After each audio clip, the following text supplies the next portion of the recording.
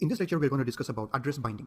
So in the previous lectures, we have seen about the basic hardware structure of memory, and we have seen the importance of addressing in memory. We saw that the memory locations are given specific addresses, and it is using these addresses that we are able to access the memory location.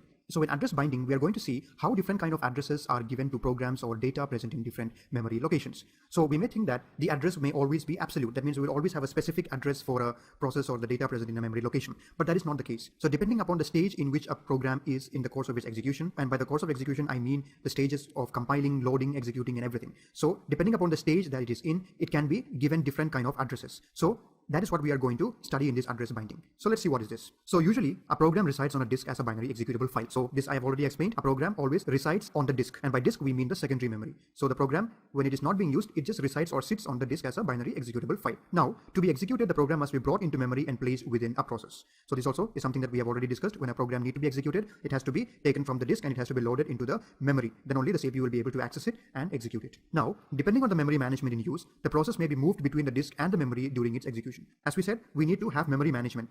And why do we need memory management? Because we are going to share the memory between different processes, and we cannot always keep the process in the memory. And when I say memory, please note that I'm talking about the main memory. So if we always keep a process in main memory, that is going to be inefficient. We need to keep it in main memory only when that process is currently in execution. So depending upon the memory management we use, we may have to move the process between the disk and the memory during its execution. So this movement between disk and memory will take place many times during the course of the execution of the program. So the process on the disk that are waiting to be brought into memory for execution form the input queue. So there may be processes that are waiting on the disk or on the secondary memory, which has to be brought to the main memory for execution. So they are waiting and forming a line there, and this forms the input queue. So here is a flow of how a process is executed. So we have the input queue, and what do we have in input queue? We have the processes on disk, okay, on the secondary memory that are waiting to be brought to main memory. So from the input queue, we select one process, and what happens? We load it into the memory. That means we load it into the main memory, and then what happens? That process, it executes and accesses the instructions and data from the memory. That means the execution is being done. And after the execution is done, what happens? That process will terminate. And after it is terminated, what happens? The memory space is declared available.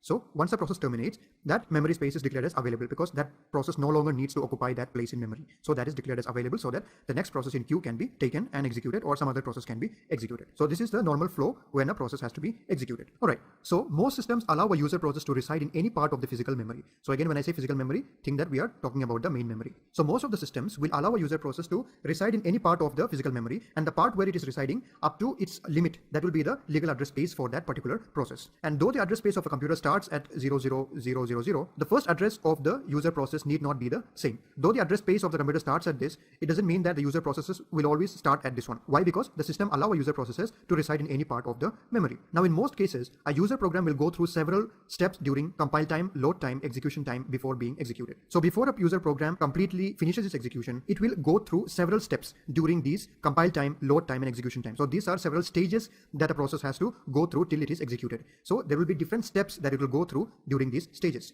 And the addresses may be represented in different ways during these steps. So as I said in the beginning of this lecture, the addresses may not be absolute all the time. It may be represented in different ways during the different stages of execution of a program. So for example, during the source program stage, that means when the program is still in its source stage, the addresses are generally symbolic, such as count. So during this stage, the addresses may be a symbolic address. And then we have the compiler stage. That means the stage at which the compiler is compiling the program. So at that time, what happens? Typically, it binds the symbolic address to relocatable addresses, such as 14 bytes from the beginning of this module. So we said that when the program is still in the source stage, or when it is still a source program, the addresses are symbolic. Now, when the compiling is going to be done, then these symbolic addresses are converted or binded to relocatable addresses. Like for example, 14 bytes from the beginning of this module. That means, let's say that there is a module from which the compiler is starting. Now we are saying that the address of this process will be 14 bytes starting from this module. So it is trying to give it some kind of relocatable address. It is not an absolute address. It is a relocatable address because this could change. Later this can be changed to something else. So this is a relocatable address that is given by the compiler during the compile time. And then during the linkage editor or the loader phase,